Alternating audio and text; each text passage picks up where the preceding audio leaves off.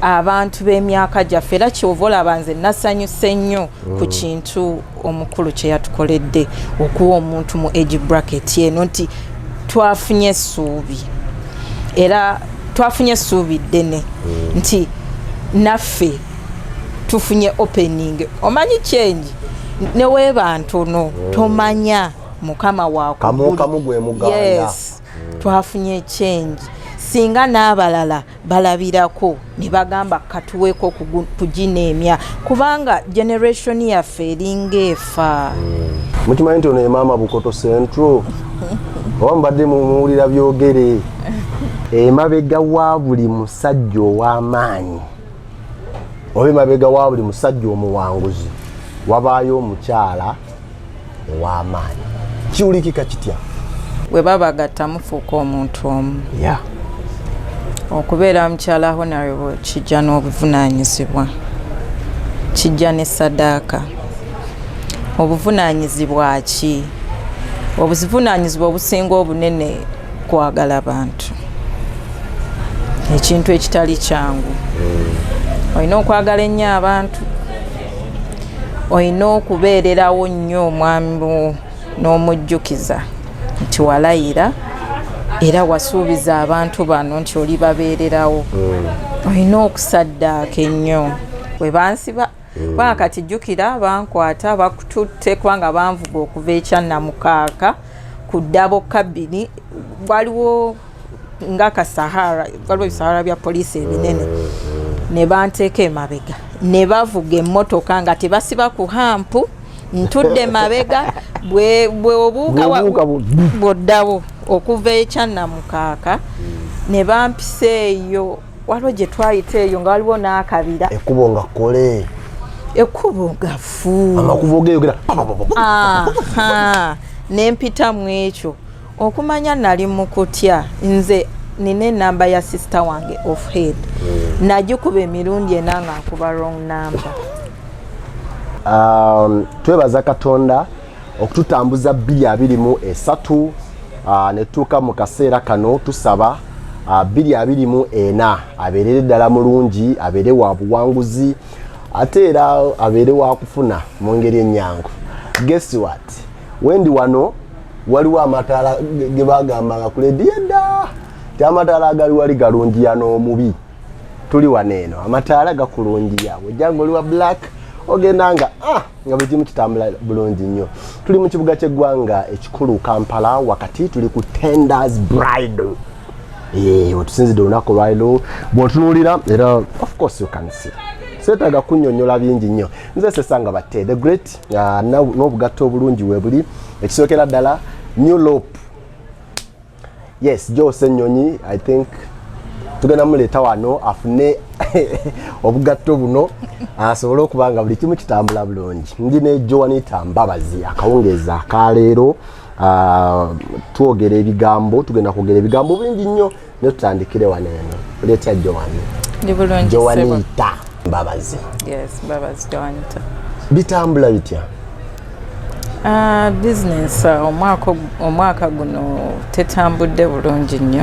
2023 business tetambudde bulungi nnyo engeri abantu gye bali badde bava mu shock ya covid abasinga embaga bazisazizaamu abalala badde bakola last minute weddings kati okutwaliza wamu embaga zibadde ntono nnyo naddala mu December ono.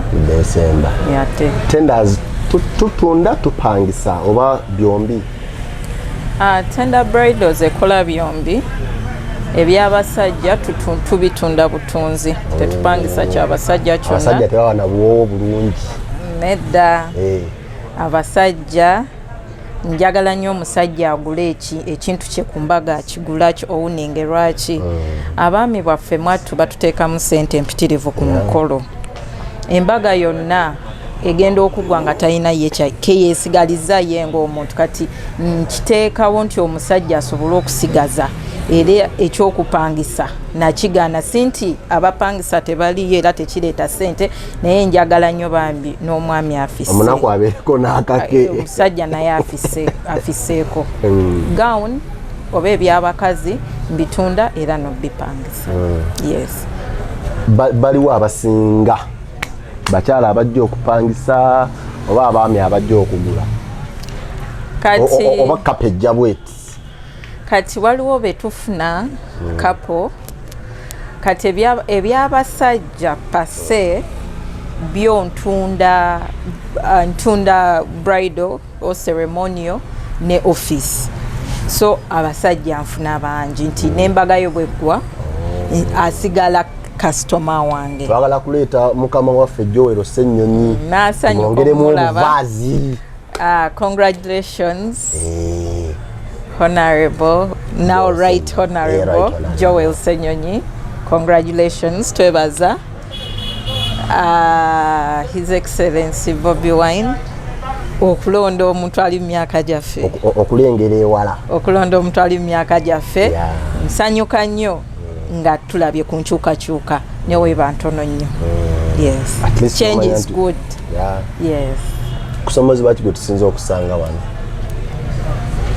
okusoomozebwa ng'era we natandise nga ngamba nti tukyali mu shock ya covid embaga tezigenda bulungi abantu tebalina sente flow tebalina cash bulungi yes omuntu ayingira ebintu byonna abyagala naye nga ayagala okugula naye obusobozi obugula tabuyina embaga agyagala naye obusobozi takola ki yes osuubula ekintu kubanga wosuubula bwoti ogamba nti maybe eno gown wetuukira omuntu agisookamu omuntu anagisookamu ajja jambalya ku $2.5 million naye since fe market yaffe ya demand and prices are determined by demand and supply ogenda okulaba nga buli client ajja gamba nina $800 sente empitirivu naye ku kintu kyembandese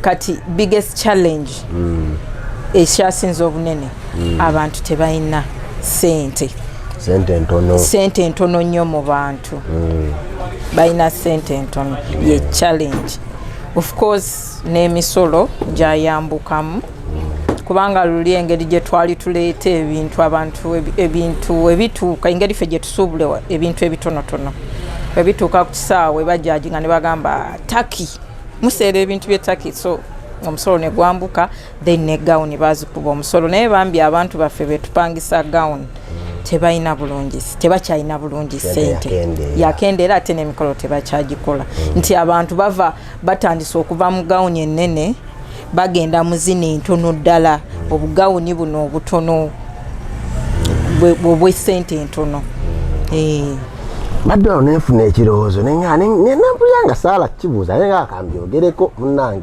kozera ffe bayitayo bukoto ki Bukoto Central mukimanyi nti ono ye maama Bukoto Central oba mbadde mumuwulira byogere Joanita Mbabazi ye maama Bukoto Central bagamba nti emabega wa buli musajja ow'amaanyi oba emabega wa buli musajja omuwanguzi wabaayo omukyala ow'amaanyi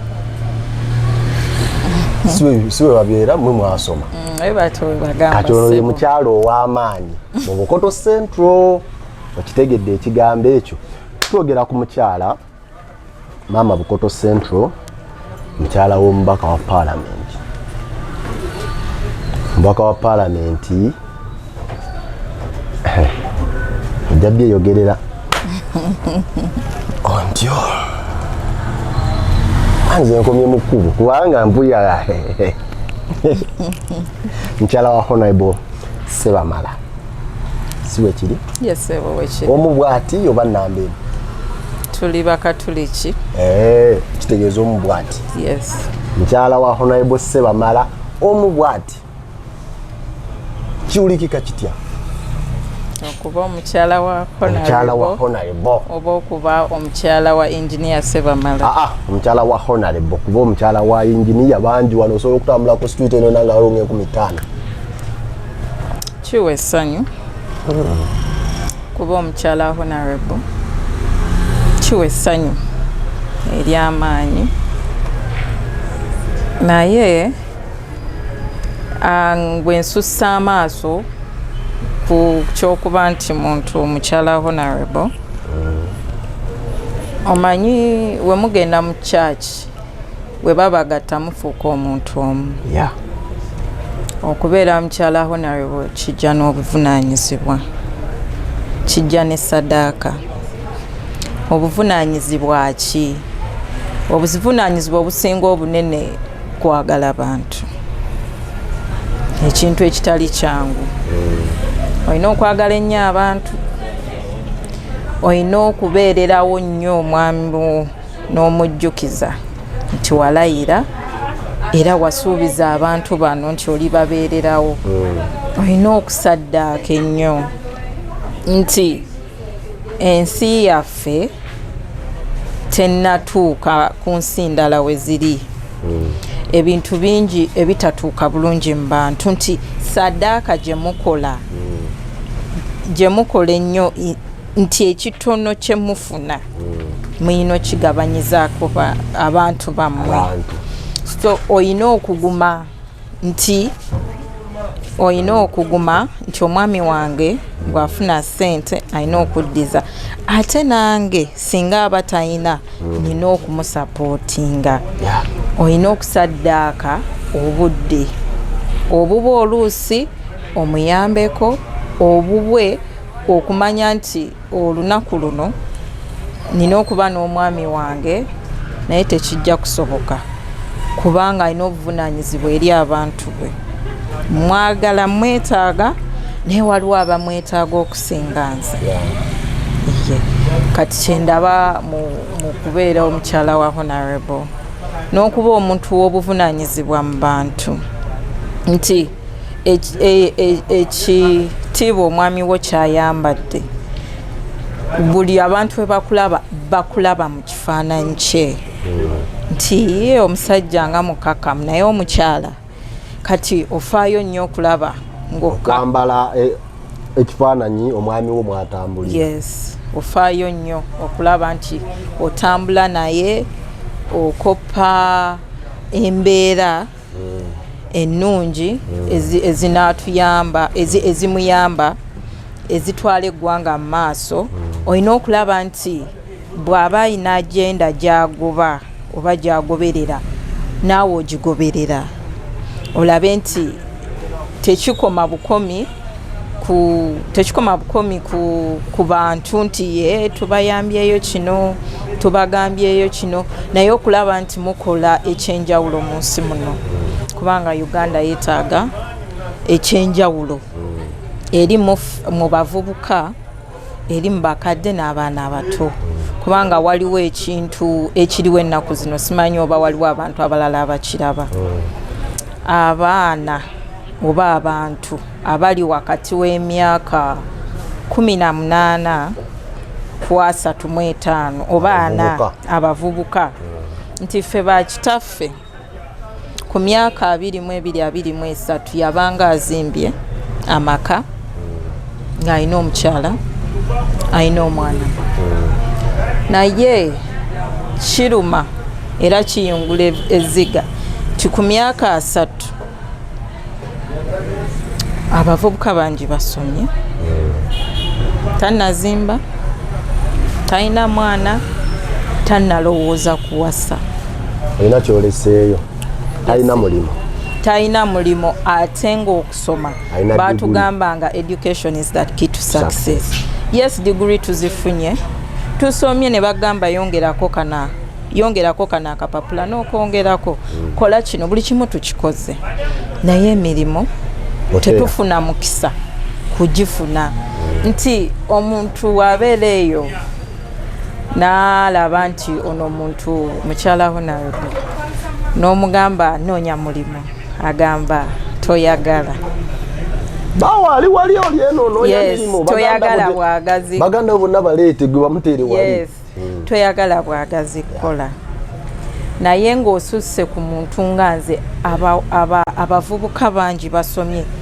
mwebali mu bizimbo mubakola abavubuka bangi mwebali ne digiri zaabwe bavuga zi booda sinti booda mulimo mubi nagwe mmanyi looya ali ku boda sinti okuvuga boda mulimo mubi sinti okutula mu kizimbe mulimo mubi naye tewali muntu yakeera kukola n'agamba kankeere ngende nga bwenkeera olwaleero nenzigulawo bizinesi yange neŋŋamba kampeerera omwana wange agenda atule mu akeedi nedda nze wemba nkola njagala omwana wange afuuke ekisingawo era nkimanyi bazadde baffe bonna bayagala tufuuke ekisingawo so waliwo ekyo ekintu nti ensi yaffe abantu b'emyaka gyaffe era kyova olaba nze nasanyuse nnyo ku kintu omukulu kye yatukoledde okuwa omuntu mu age bracket eno nti twafunye essuubi era twafunye essuubi ddene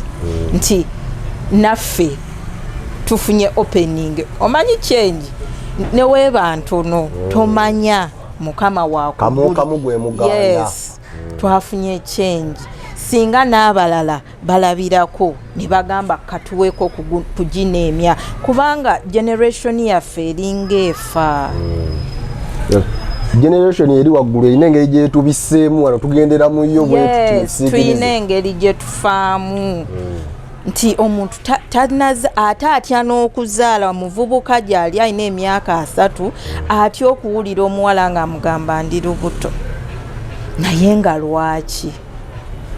lwaki kubanga ffe bataata baffe kwegya emyaka nga n'abaana basoma abali mu boarding schools lwaki ffe n'omuntu okugamba obugambi nti ndi lubuto otya ekintu ekyo so ensi yaffe yeetaaga okukyuka ensi yaffe yeetaaga okukyukamu wali ne yingini ya Sebamala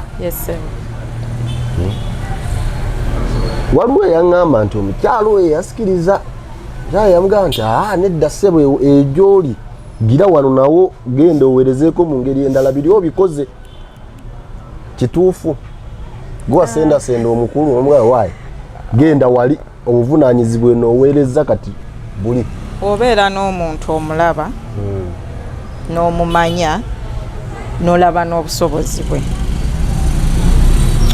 wenasanga omwami ono nasanga omuntu alina omutima omulungi omuntu alina okwagala ate okwagaliza kati bwe twatambulanga eyo mu kyalo kubanga twagendanga eyo mu kyalo e Masaka naye nga ayimirira nakubira abantu jambo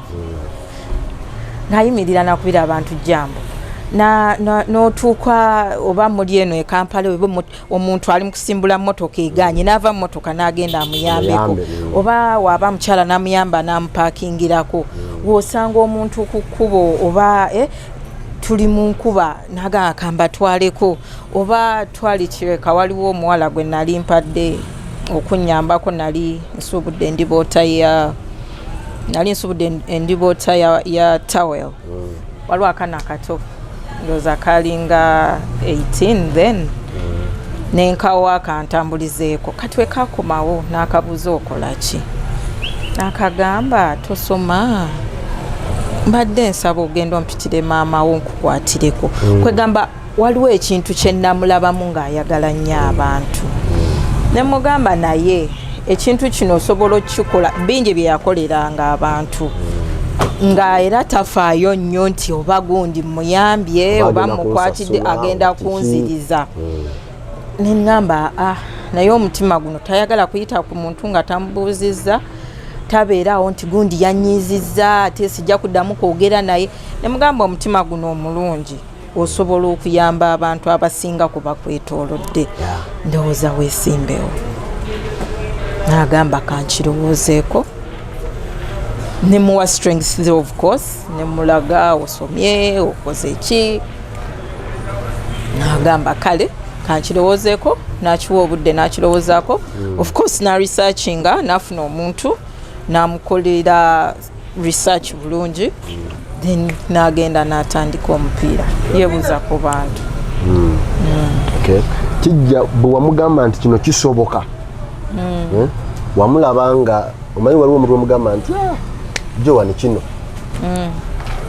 response ye yali etya kyagamba nga tannayogera naye ng'omaze omugamba ekintu kyobadde tomanyi oba kyobadde toyagala naye n'omugamba kino olabye otya he just yakola expression in this of like yali takyogera akakema bega nti oba kino bakiri sijja gamba nti interest ye yali nnyo mu kubeera politician. He's more of an engineer. Like ayagala nnyo ebyo ebintu, actually more of a problem solving. But yeah, nti wali twetaaga luguudo katuteekewo kizimbe such things. Kati mutunula awo nga wokuswaza yani awo tekyali. Before that omaze omugamba yaganja kirowoozaako then natandika okuteekateeka mipiira biki nga muli focused nti wano wetwagala abantu feelings zaabwe zaali zitya baabaaniriza batya kubanga buli ateekumpiraga lyerimu enyo. First public appearance yali Bisanje. Yali Bisanje balina ekijaguzo kya 50 years. Yali welcomed. Kubanga actually his first appearance in public yali guest of honor. Bamitanga guest of honor, so that was like olwomaze bayitamu eri nti owanga agira mumugire oba saabayitamu kubanga abantu ekirungi baali bamumanyi ate eri nga bukojja bwange, so abantu b'okukyalo already baali bamumanyi. Family yange nalingi alatinze nti this is kubanga eri bukojja, this church nekigenda okugenda mu maaso. So we yakola that public appearance we yagwa na twanonyanga kati bichi avenues zetusobola okukozesa nti sports. Why sports? Ekisooka sports yali ekuŋŋaanya abantu nga bw'ogamba nti tusobola kati nsobola okugulawo wano n'entuula. Sina nnyo activity gye nkola kubanga sina ba client naye like at 4-5 nenfuna something exciting. Nti ngenda kutambula ngendeko ku kisaawe nabe ku mupiira abantu bakole ki bagatheringe ba interacting buli muntu omupiira gukuŋŋaanya omuntu nga tewali ndowooza ya byabufuzi yonna. Yes, mainly for entertainment. Then as abantu webazanya abantu ne bemanya okuva mu miruka egy'enjawulo mu magombolola ag'enjawulo ate ne tu identifying a talent. Kubanga abantu bajjanga ne balaba ono asobola okusamba ono like that, so twagenda okulanga ekintu kikola ki kiyamba like kisobola okuyamba like generation yaffe kati ffe kati n'agamba ndoza ekintu kino kijja tukolera kati tukole buli mwaka ekyo ky'omupiira ne tukikola. Togera mwaka kyobo that's 2019 kati ne waliwo ekintu nti abakyala toyinza bakwatirako otya kubanga tosobola kolera buli muntu kintu oyinza bakolerawo otya babeera n'ebibiina byabwe gendako babuuzeeko omala obabuuzaako olabe kye bakugamba kubanga abakyala abamu avayo nakugamba nti kino kiriwo ekiti tukwatireko wano era yabakwatirangako ebintu ebyenjawulo maybe seeds kulunda such things. Baking kutunga ebintu ebyo yagendanga akwatirako abantu abavubuka babanga ne bu business ababoda nga abakwatirako nti kubanga ennaku zino tuyina border loans. Ekintu ekiringa ekifuludde abavubuka ba slaves tuli abantu bazzeeyo mu indirect slavery nti obuddu ng'ate tamanyi nti ali mu buddu kubanga omuntu okugamba nti asasula looni kubanga kati boda oba ziri ku miliyoni 6 naye n'akulaga nti boda agenda givuga paka wasasula miliyoni 12 which is double the price. N'ogamba omuntu ono anaavuga ddi miliyoni 12 azisasule yo boda eneeba efaanana etya. Aba yakasasulako mwenda ne bagibba. Nebbibwa. Oba ne bamukwata ne bagitwala. Oba ebizibu ne bibaawo. Kubanga jjukira oyinza okuba olina muganda wasoma yeetaaga ssente. Oyinza olwaza maama, oyinza okulwaza omukyala n'olemererwa okuteekayo ssente. Ate abaloni abasinga tebawuliriza. Tebagumiikiriza. Yes. Kati ekintu ekyo nakyo kitawaanya nnyo abavubuka. Mutunuulidde mwapima amaanyi gwe mugenda okwesimbako musooke mutuswaliza abantu.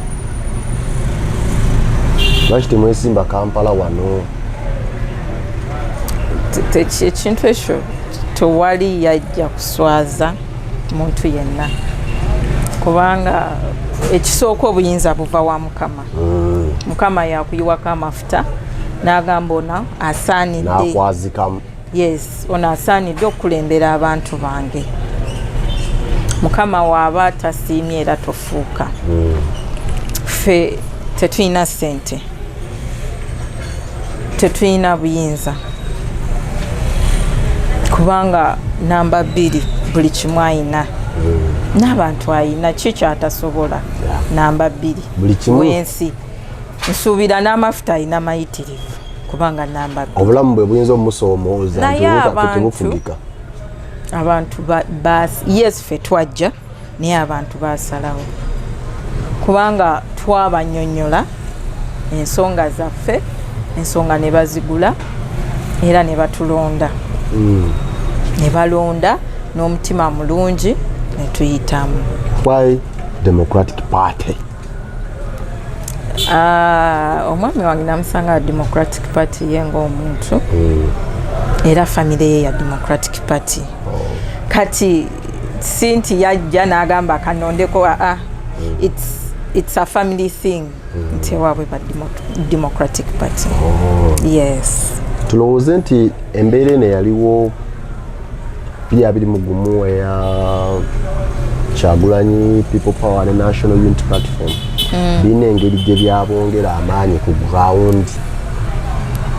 Ekintu kya National Unity. Kuba baatuuka wamu nga balonda nti buli atali mu yellow katuwoono. Ekintu ekyo kyajja anyaweya. Kubanga waliwo People Power. Era it was Democratic Party, People Power. Ku last minute, almost never teekawo party. Kizibu nnyo okukyusa ku last minute. N'okukonvinsinga famire yo n'obujjajjaabo nti ate kati waliwo ekipya ekizze. Kati twasigala ku kintu kimu.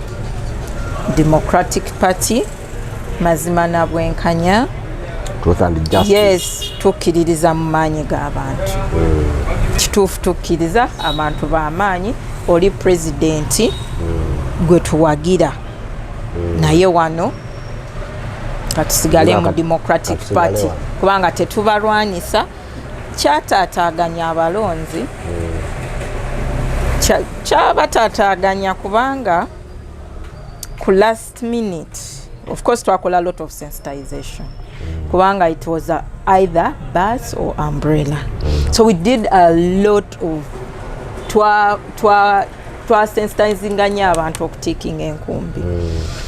But still, of course twafunanga, we used to discuss n'abantu abava okulonda. Of course people bataking umbrella. Kubanga abantu abasinga abava e Kampala kati abalondera mu kyalo. Naga sebamala tukulonze sigwa abadde ku umbrella. Tinedda mukwano tubadde ku nkumbi. Yes, ebyo byabaawo. Byabaawo but abantu baali bamugulanga omuntu.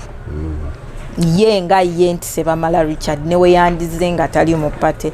Ye nga ye gwe baali bagula. Kati Democratic Party n'enkumbi kali kabonero just ku ballot. Naye nga Sebamala Richard was the thing. Yes, Sebamala Richard was the thing. Koze balangirira Masaka. Na abalangirira Channamukaga. Channamukaga. Yes. So omukulu si wava wennyini. si egombolola. Yes, naffe ye yaffe sebo. Namwe ye yamu. Yes. Balangiridde awo owulira olunaku olwo njagala olunaku lw'okulonda olwo.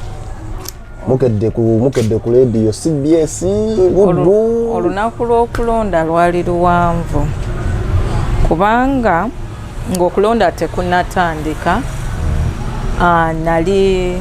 Nali ngenze mu constituency kubanga nali nina abantu bencoordinatinga nga njagala bamitinga nga tudiscussinga ngenda bawa ntya appointment letters ngenda kuumaye kati ng'ebyo byendimu kati jjukira twali mu kafyo kati obudde bwaziba nga nkyali mu constituency anina okuddawo ensula bankwata ekiro ekyo ng'enkyakulonda era nze nasula mu cells. Omwami tewamulonda? Asaalonda mwatu asaafuna mukisa kulonda mwami wange. Nasula mu cells ekiro ekyo nembeerayo era organization yali very disorganized kubanga nali nina almost everything so bankwata with everything kubanga nze nali coordinating constituency ye yali alina okunoonya ssente okulaba nti at least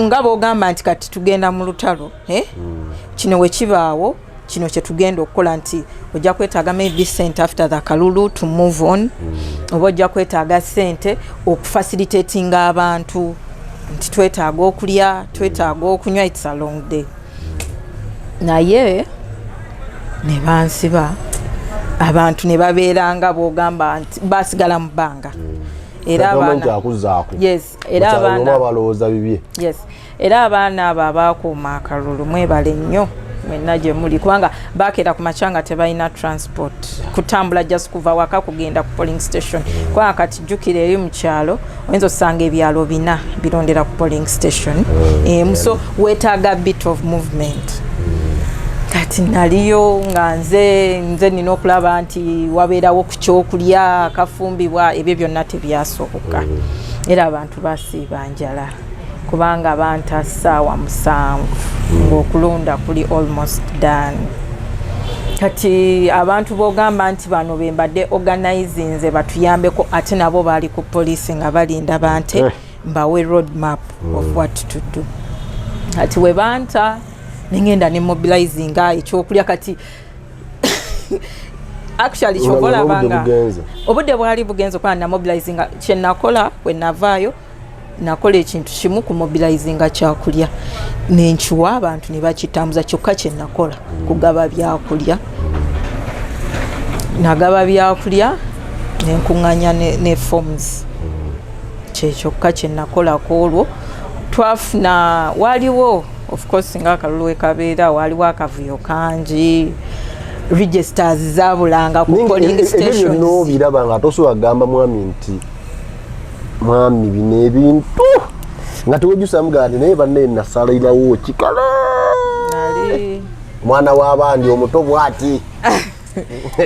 I had seen politics before. It was not my first time to go through the process. Personally, it wasn't. Kubanga sister wange yesimba okwerwengo as a woman MP, but we didn't go through. So I had gone through that process. Nali nalabako, though this time the fish was so big. So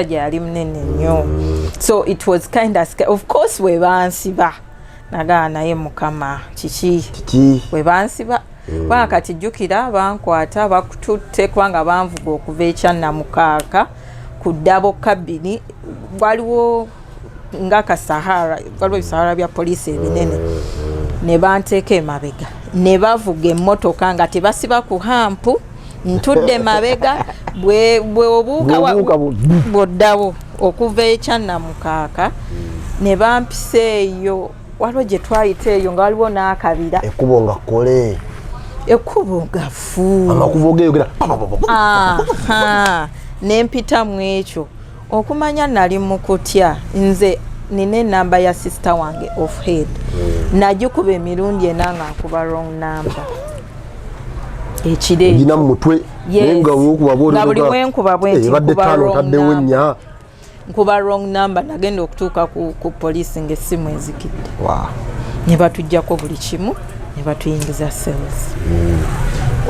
Oliena okuba obufaananyi ogamba oba Kabiite yaali atya ate nali simulowoozaako nnyo kati obuzibu bwange bwali ku kalulu kubanga ye ekizibu kaba kalulu kale abantu bebawulira nti bamukutte baggwamu amaanyi naye waliwo coordinator omu gwe nakobera ne mugamba abantu bagambe bansibye so ye yasobola okurunninga information nti bakoze eki bansibye era abantu we bakeera tebalinda abatambula nga batambula batuuka ku polling stations kuba nali sikyasobola kati bacoordinatinga.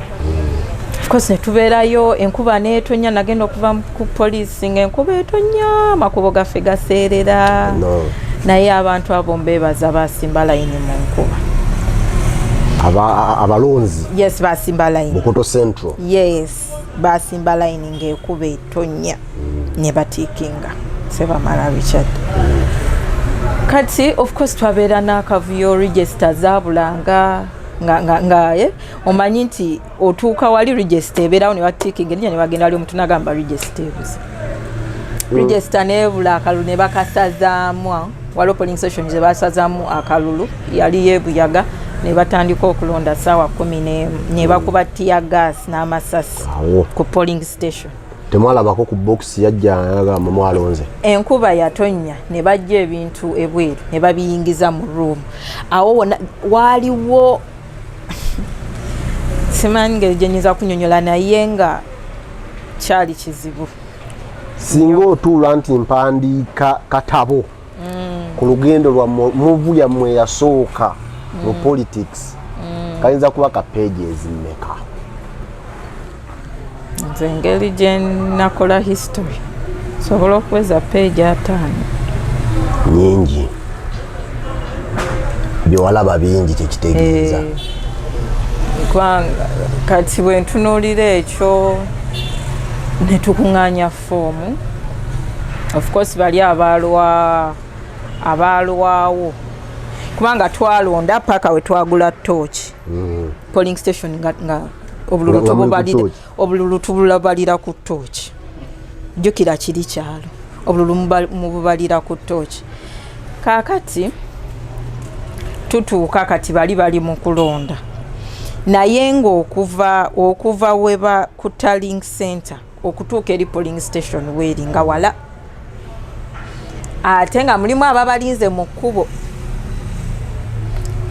amakubo gaseerera twegoba mu makubo nga tuddusa DR forms ogenda otukeeta namukaaga okumanya nebaza abantu abaakuma akalulu nga twali tuyogedde nabo nga bayina omuntu alina okukwata fomu tebazigaba fomu twasobola ozikuŋŋaanya basobola ozikuuma buli muntu yafuna wabeera paka we twabatuukako era twafuna omuntu eyazikwata paka zonna we zaggwayo fomu emwe ye yali ebuze naye yamala neerabika neyeebuyaga ne tugifuna kati we twafuna fomu of course buli fomu ze baleetanga nga baziteekamu mu kompyuta buli fomu kati saawa zagenda okuwera saawa 8 gwa kiro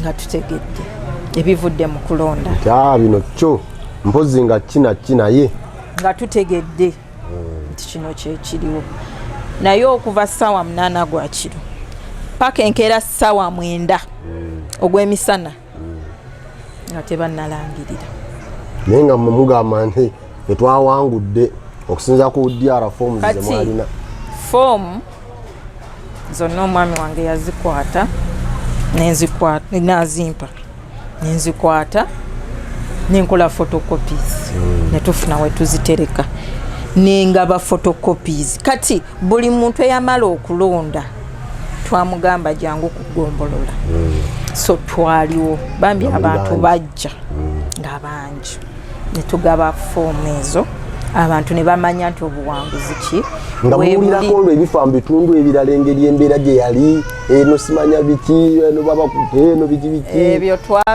twabiwuliriranga naye nga wano ewaffe wewali ekinyusi tusooka wano kubanga system gye baleeta nga byonna balina obiteeka mu system ebya district yonna system erunning then bakole kibalangirire naye waliwo omwami eyajja n'akwata egombolola namba results z'egombolola eyo n'alemeso ziteeka so baali tebasobola kutaalinga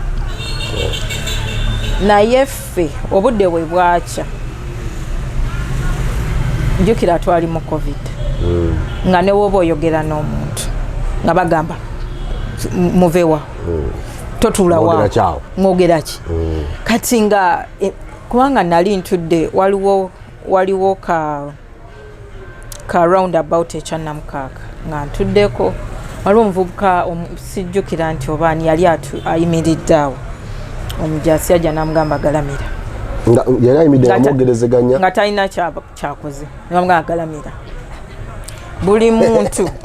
buli muntu yasemberayo busembezi n'atunula abantu bakakkana abantu tebayomba abantu tebalwana tebateekawo mbeera buli muntu yasirikira waali n'alinda kimu alabe ekigenda maaso balangiriddaani era waliwo amagye mangi ku poliisi kubanga waliwo kugombolola waliwo ekiseera ekyatuuka ne bajjawo poliisi yonna ne bateekako amagye nga bakutte emundu bazisonze eno mu bantu yes nga zisonze eno mu bantu around egombolola nga ffe tuli eno ebweru wakatimba netugamba katulinde ekigenda mu maaso netulinda twagenda okulaba awo kati nga obudde bugenderera kati saawa zaali ziweranga 8 poliisi Uganda poliisi nejja twagenda okulaba nga amagye gavaawo mpola mpola nga gafuluma kubanga nze baali bampisa entule munda neŋŋamba sisobola tuula munda pressure y'amaanyi kati poliisi nekola ki neyeetooloola netakinga over weyetakinga over nali ntudde bweru ne bampita ne baŋŋaja ng'osayininga efoomu as a witness nenzija nensayininga waliwo n'omukyala yali yeesimbyewo bamuyita namaganda oba Evelyn waliwo n'abantu abalala ne bawitnessinga ne basayininga form ne baakinoleginga after that ne balangirira nekyo lunaku ki olw'entiisa lwe wali osisinkanye okuva lwe wagamba omwami wo nti yingira ebyobufuzi olunaku olw'entiisa yali August nga 5 2020 August 5 2020 omwami wange yasibibwa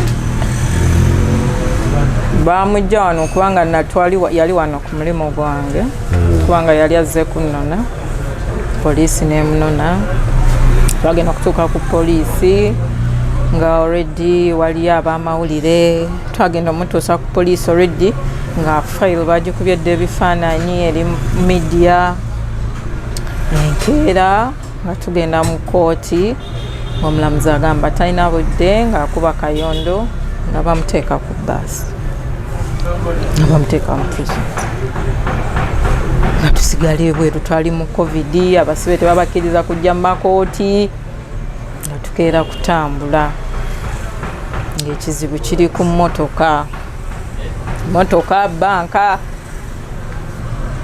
naye twalwana n'avaayo mukama mulungi amalayo bbanga kyawo yamalayo ennaku yagenda nga 5 yavaayo nga 13 August ennaku 8 kumpi yes ng'ali munda mu kooti twagendayo emirundi 3 ng'ali munda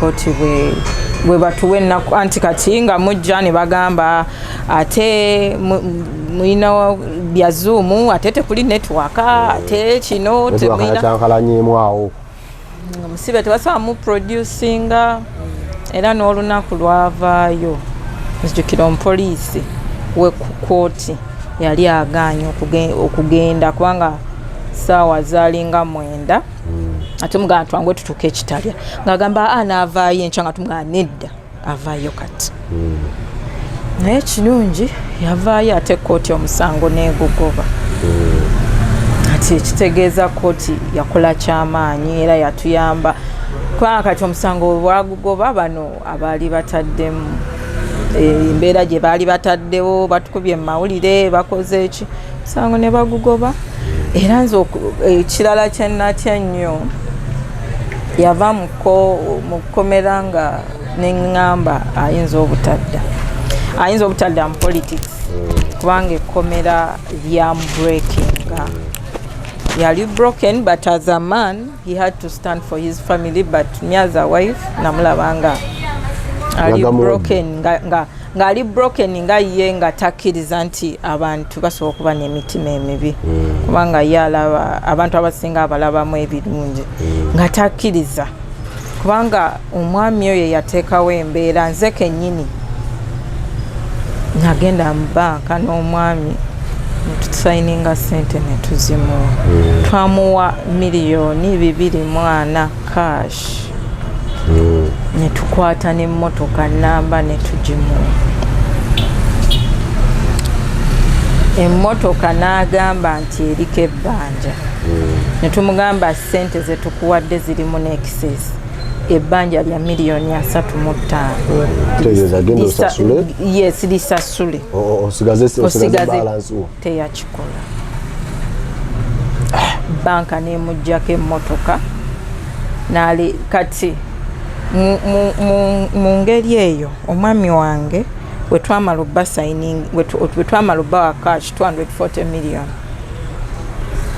ne bajja ne baagala n'emmotoka mu kugibawa mu busungu obungi yasayininga ku lupapula nga bali bamugamba wandiika endagaano nti emmotoka gituwadde kati ekyo yagamba n'asayininga n'abagamba muwandiike kyemwagala kati bo nga we bali abagezi b'e Kampala bawandiika emmotoka atukoze ki atuguzizza ate ng'era yabagamba emmotoka eriko ebbanja eno gye mwesibako nga bakimanyi kati banka bwe yabajjaako emmotoka ne bagamba twabaguze emmotoka twatunda emmotoka emirundi 2 wegwali omusango n'ekirungi ne babitunulamu ne balaba nti baali bakozeseza bukujjukujju kubanga bateekawo embeera nnyingi n'ekirungi emmotoka yali mu traka n'eraga engeri gye yatambula the way it happened then bank netuyamba Stanbic sente zaalaga nti twaziba wa cash twazibaweera kwa kasha $240 million so abantu bazibu ensi bwetyo bwetambula bakiguza omuntu balina engeri gye bakizanya politikale bakizanya kubanga bamuguza akamyu mu kutiya ekintu bwekyo bwetyo tutambula tulina Joan Tambabazi ebigambo nno akantu kanyuma bye twogera nange oluusi buba bunyumira munnange twogera bye mwasuubiza abalonzi myaka kati tuyingireegi omanyi abantu twabasuubiza bingi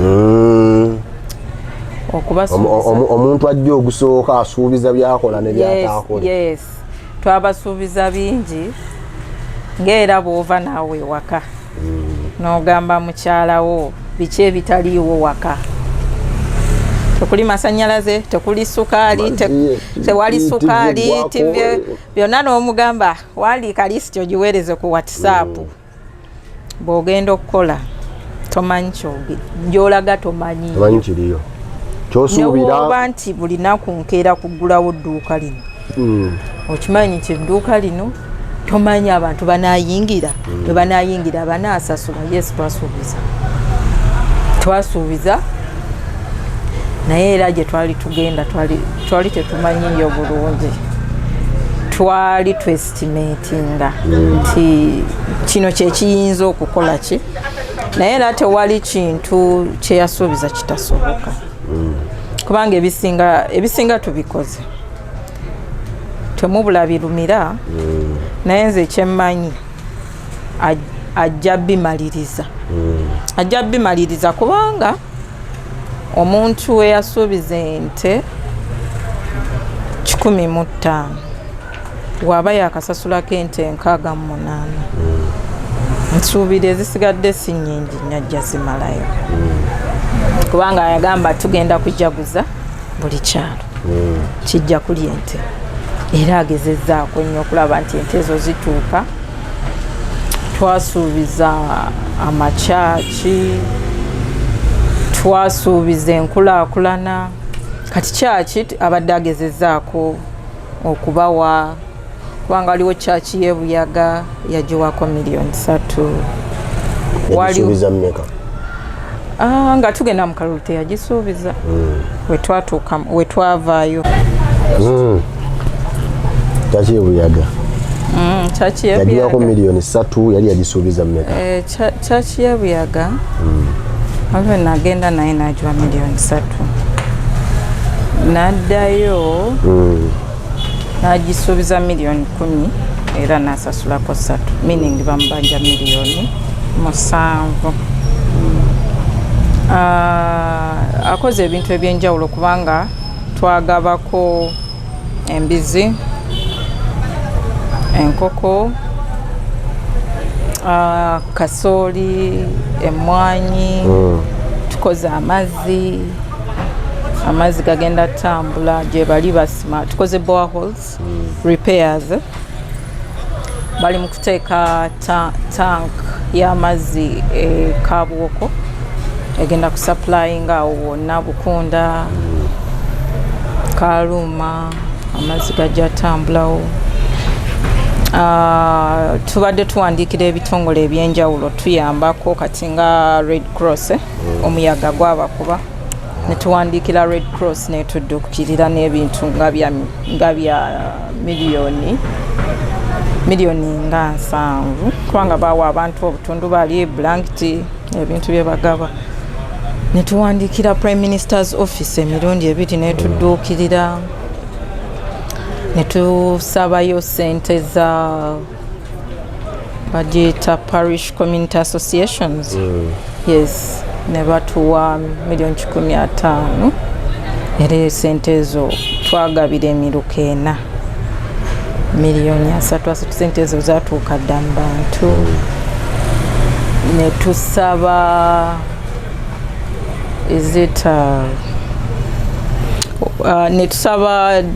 ne tusaba enguudo, waliwo ze twasaba eza road opening ezigenda okugulwa obuguzi, waliwo eza maintenance kubanga twasaba UNRA, ne tusaba Ministry of Works, ne tusaba National Roads Authority, National Road Fund. Yes, Road Fund. Kubanga egaba emergency funds. Ne tubasabako awo nabo ne kati naye bonna gye musaba nga batuukiriza babaddamu. Abasinga bambi ebintu babiteeka mu pipeline. Sente ezisinga zituuka ku district kubanga kati wosaba Prime Minister's Office ebintu bituukira ku district. Of course bawandiika ne batunotifyinga nti ekintu bwe kikye mwasaba kyatuuka mu mikono gy'abakulu. Ministry of Education twagiwandiikira ne tuwa obutabo textbooks era ne tuzigaba gye ziri, twagaba textbooks, twafunako scholarships lwakuba abantu tebazijumbira. Scholarships ezo tebazijumbira bulungi naye nga twagezaako ziteekayo. Bw'obeereyo ng'otambula n'owulira omuntu kubanga oyingira ebyobufuzi ge mazina g'enkima, tosobola kulowooza nti oli anaayogera ky'oyagala bw'owulira bye boogera ku Richard Ssebamala Bukoto Central otera obiwulira? Mbiwuliriza naye omuyembe oguliko ebibala gwe gufa enkonyogo. Nsuubirayo abantu obutamwagala sibavunaana nti tebamwagala kubanga singa tofunayo muntu, singa buli muntu akwagala tojja kukola nnyo ate tojja kumanya nti ensi si nnyangu. Kirungi nnyo nti gye bali abatekubanga yali yakalayira mu parliament ogwo gwennyini omwaka ne bamwesimbako kwa kati mu myezi yes kati mu myezi 6 ne woba ofumbiddwa ne woba ofumbiddwa oba tosobola kuzaala oba tonnazaala.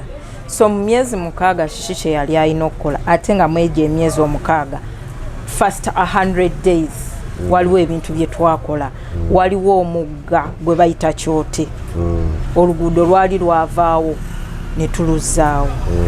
First 100 days twagaba embizi, first 100 days twagaba kasooli, twakola ebintu bingi. First 100 days twali tulina endongo mu constituency ng'ekola emikolo egenda ku nnyimbe. There are very many things yali akoze naye omuntu yakola ki? So ebyo bintu bibaawo. Walabako akatambi ka faaza? Yes. Mwarespondinga gyali sijja kumalayo kati okategenya? Yes, akatambi ka father nakalaba. Nakalabira ddala naye wakalaba n'okaddiŋŋana? I watched it once. Nze ekyanshokinga nti omulungamya w'emyoyo ekyo si kye nali musuubiramu. Omulungamya w'emyoyo omuntu gwenzija mu maaso go ne nejjusa nkubulya ebizibu byange byonna nali simusuubiramu ekyo ate nga ssente yazifuna kubanga ssente zaali zamuweebwa ate ssente bwe yali tannazifuna ndowooza lwe yakola akatambi ako okunnyonnyolwa lwaki embeera eyo yabaawo yamuweebwa nannyonnyolwa nti yes sente ozimpadde sente kubanga ye yaweereza ssente miliyoni 5 bamwongerezeeko ziwere miliyoni 12 meaning ayongereko miliyoni 7 afuna amabaati. Naye agamba miliyoni ezo 7 ajja weerezanga miliyoni buli wiiki paka 7 egunaawera naye wanasooka amalirize kye yali ayagala kuzimba ssomero. Already father twali twamuwadde miliyoni 1.5 ku ssomero. Kati na father kye kati esente zaakusasulwa ku hardware. I'm a business woman. Most of our receipts don't refund. Sente wezasasulwa ku hardware kati nga omanyi omuntu nga akansasule miliyoni 7 kanoonye kati ono sente wezamula n'agamba father ye miliyoni gye waŋŋamba eriwa. Then father nasala amagezi namala namugamba miliyoni 5 zinziri zono namugamba kale nakubira wa hardware n'agamba sisobola kuddiza ssente obudde bugenze obankubwemu amabaati. Father naga sikyetaaga mabaati njagala ssente kati ono naga kati nze ssente nzijjawo kati n'atandika omugamba father of course bingi birina okuba nga byabaawo ono bwamugamba ngenda mpaamu obudde nkole kinoonye ssente zo nzifune kubanga yali tasuubira nti father agenda musaba ssente oba the pressure is that much. Era embeera yabeerawo nakwata ssente n'aziwa father but fortunately or unfortunately for political reasons and defamation bakwata father akatambi ne katambula ne tukozesa different measures. We called the priest ne tumugamba ssente wazifuna, acknowledge that you received that money. Of course twagezaako okutuukirira kubanga buli muntu alina omukulu amutwala twagezaako batuukirira ne tubagamba omusajja ssente twazimuwa. Good, we had a mobile money message. Ye evidence yokka gye twali tusobola okupresentinga n'okwennyonnyolako. So we left that to church to resolve.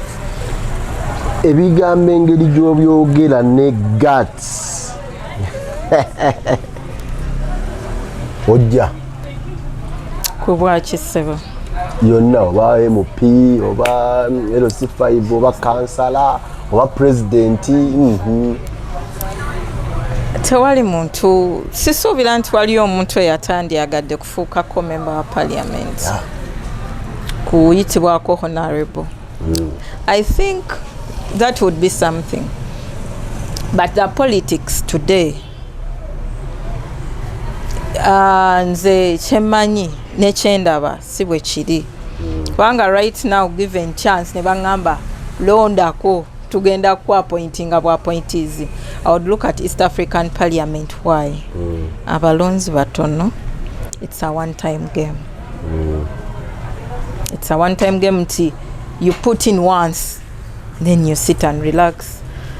Naye ekintu kya okubeera omubaka wano ogenda n'obeera mu East African, yes. Kubanga wano ndabamu a lot of challenges. It's very expensive to be a member of parliament. Ekisooka okuyingira obuyingizi parliament kiri very expensive. Kubanga n'okukuba obukubi posta, okusustaininga abantu abakwetoolodde. Kubanga already just ne mukyala wo ino musustaininga. Kubanga abantu bamanyi mukyala wa member wa parliament. Abalina okutuuka mu kiti kiringa bwafuluma waga mukyala honorable. Yes. Olina omusustaininga, olina okusustaininga abaana bo, olina okusustaininga bazadde bo, olina okusustaininga mukyala wo gye yava, so that abantu balaba omuntu omujjuvu. Kubanga Uganda wano member wa parliament, in another words kye bagamba working definition, kitegeeza ssente. Abantu bagamba member wa parliament afuna ssente za bwereere abasinga. Kyekintu ekiri mu bwongo bw'abantu. Yes, ekyo kyekiriwo. Naye abantu abo bambi ssente bazifuna, naye buli kintu gavumenti kyetakola kibeera ku kibegabega kya member wa parliament. Oluguudo oluba telukoleddwa MP atakoze. Singa ndwala nemba nga sina ssente mu nsawo, MP abataweereza bulungi.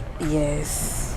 Singa abaana kusomero bagwa aga nombaka abaana bagudde. Buli kizibu Uganda kyeyina mubaka wa parliament. Tetujja kuvunaana bantu kulowooza bwe batyo, kubanga omubaka wa parliament buvunaanyizibwa bwe okulwanirira ensi ye nga bayisa ebiteeso ebiyamba omuntu nga batematema budget, okugenda na monitoringa ssente za government, okulaba nti ssente ezo zidda. Kubanga ba abantu ye muntu gwe balabako gwe basobola okutuukirira ne boogera naye. Singa twogera naawe n'otunyonnyola nti gavumenti n'otunyonnyola ate gavumenti ssente bazibbye, kale bazibbye, mpaku zizo z'oyina. That's what happens. So burden y'omubaka wa parliament nene. Nze ng'omuntu sirowooza I'm ready to carry it. Waliwo wano omwaka mwali temunnajjambya bufuzi naye waliwo bigoberera ffe twaliwo nga tukola emirimu gyaffe. Yes sir. Yali 2017. Yes sir. Embooko yanyooka mu parliament. Yes sir. Engumi yanyooka na buli kimu. Togikwatako gikwateko. Yes sir. Gwe ng'omukyala omubaka wa parliament woza akatwala oba bakakusindikira okwasa buno kino bwe kikomawo bwe kiti likyaddi wange. Of course bw'olaba abantu pain gye bayitamu, abantu abo nga balwanirira ensi, of course saagala mwami kudda waka mwenyiga ebiwundu. Kinnuma kubanga bw'alumwa nange nnuma direct, kubanga twafuuka omuntu omu. Naye singa ajja ng'alina ekisago ewaka, naye nga nfunye omulimu ng'abaana be nasoma nabo bafunye omulimu kubanga abadde alwana tufuna omulimu nja munyiga we mugamba webale kulwanirira nsi yaffe kubanga kyekyo kyamutwazaayo omugaye mwami gira onywa katunda awo kagende nkole ngenda kudda kuba olina omulimu. Yes, mba nina okujja okukola naye omuntu waaba alwanirira ensi ye si nti agende mu nsiko woba ogenze mu parliament yeyo lwelwo that's ye battlefield gy'olina woyina okulwanira kozesa kyonna ekisoboka kwogera kwekalakaasa kulaba nti kiwulirwa kubanga ekiri eno muffe generation yaffe eggwaawo andi simanyi ani alina wulira kino nti bannaaye mutuwe chansi emyaka gino giri mu kufa nti waliwo ensi Japan balina abakadde bangi tebalina bato naye naffe obudde bugenda kutuuka nga ffe bakulu naye nga tulinga baana bato nga tetulina experience nga tetumanyi kubanga ba permanent secretaries bajja kuba bari retired bajja kuba abamu beefiira ddala kubanga people in 60s 70s ojja kuvaawo nga ffe we cannot handle the load nti bwe budde mutuwe omukisa naffe tukole ki tutraininge tumanye nti ministry bagirwaninga bwe bati parliament bagirwaninga bwe bati give us that chance minister ina kuba myaka 5-6 omuntu w'emyaka 25 35 tasobola kuba minister lwaki tasobola lwaki tasobola kubeera permanent because it's a training nti soma omale bakutraining ebintu wetuba tusobola okutuula mu kirasi yemu ne tusoma ne batuwa ekigezo kyekimu lwaki ku mulimu wano totuwa that chance nteekawo mpa supervisor so that ensi yaffe tefuna lag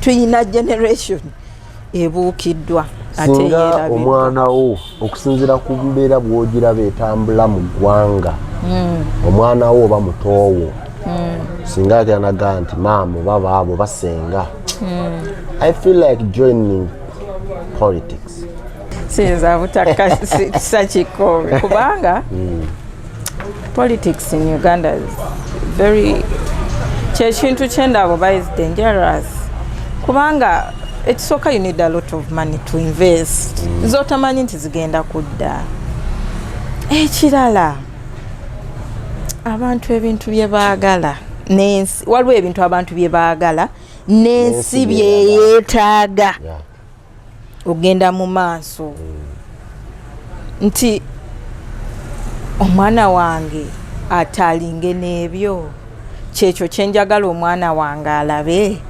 Of course omwana waavirayo n'agamba I want to join politics omuwuliriza n'omubuuza kiki ekikusindiikiriza n'owuliriza ensonga ze weziba ensonga ze zeekuusa ku nsi okutambula okugenda mu maaso support naye ensonga ye webeera mu kufuna nakukulaakulana kwekulaakulanya ng'omuntu mulage ekkuba eddala kubanga bingi byosobola okukola mu nsi muno n'ofuna n'ogaggawala ate n'ofuuka responsible ate n'oteekebwamu ekitiibwa.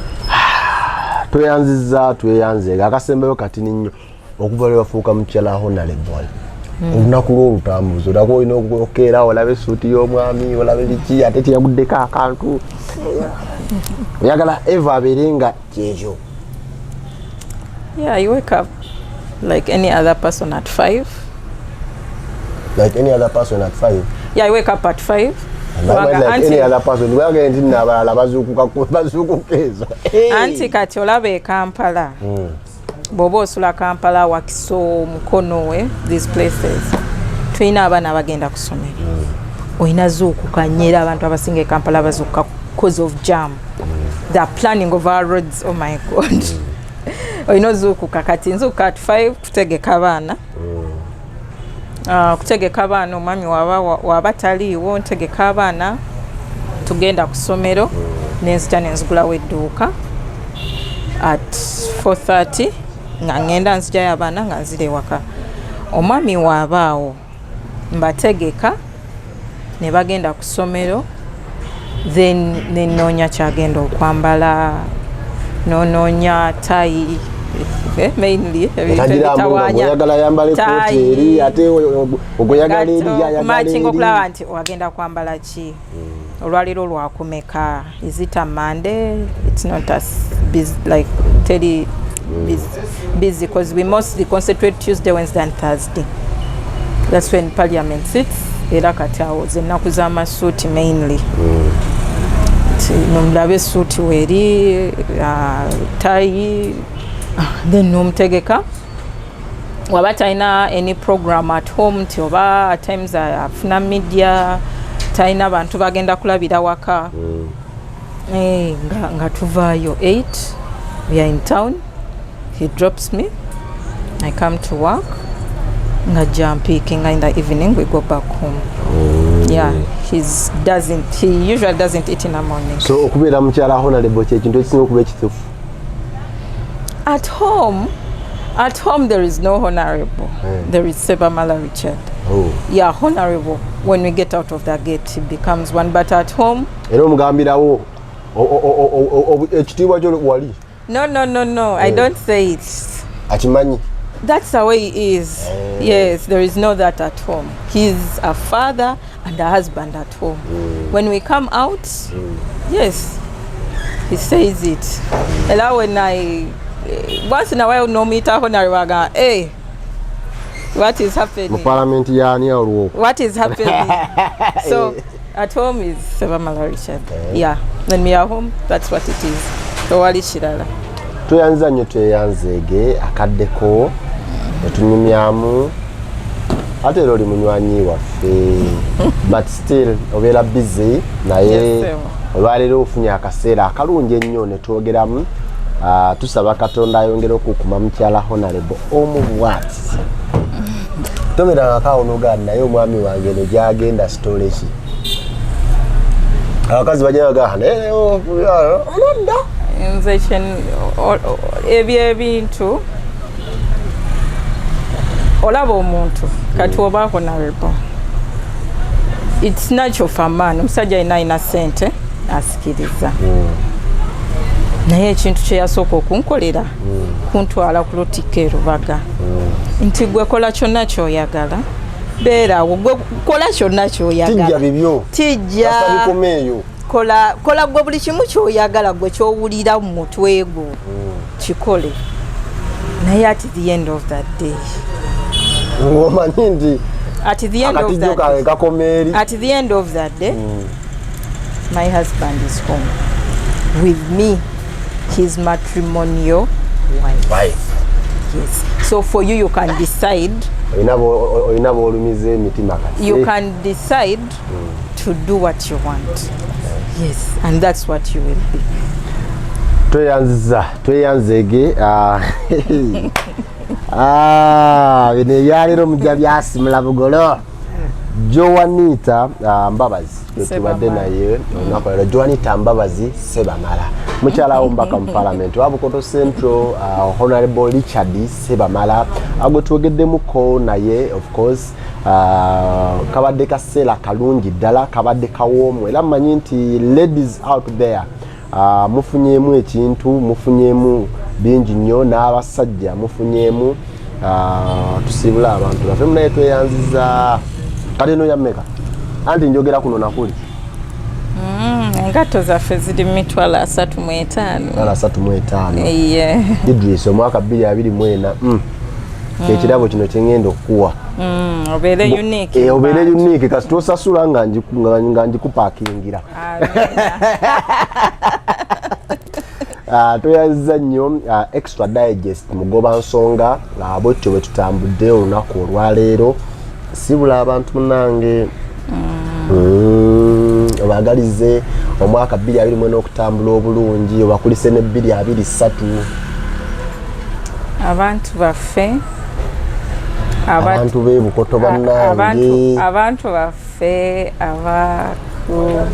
mwebale tuwuliriza mwebale kulaba programu yaffe mwebale nnyo abantu ba Bukoto Central okukkiririza mwami wange okumufuula honorable okumufuula omusajja ow'ekitiibwa mu bantu era mumulabiranga ddala mumulabiranga ddala omwami wange mumujjukiranga bamujjukire paka disoko simbe wakati si nnyo ng'era omukulu bwe yagamba ebisanja 2 inshallah kubanga nammwe muli mu kuweerera abaana bammwe omwana waweza emyaka 18 ng'alina senior 6 asobola okwesimbawo ate nga twagala obwahonarebo buve mu maka ga mukyala Pauline luyingire owa Master Fred buyingireko newalala owasaale butaano nalulungi wa butaano naawe muwalawo tumulabeko ng'afuuse honorable wa Bukoto Central tube n'okukkiriza mu baana baffe tubakkiririzeemu ffe abaana baffe tubawe omukisa okubeera ba honorable kubanga ffe tutiikinga ffe tulonda baagaliza 2024 bannayuganda bannange mwenna naddala mu abantu baffe aba Bukoto Central tweyanzege bwetyo bwe tutambuddewo olunaku olwaleero nange bannange aba Bukoto Central nange mbaagaliza 2024 ne Uganda yonna okutwalira wamu nze Sesanga Bate the Great yonna gy'osinziira okutambula naffe weebale nnyo weebalire ddala I sign out.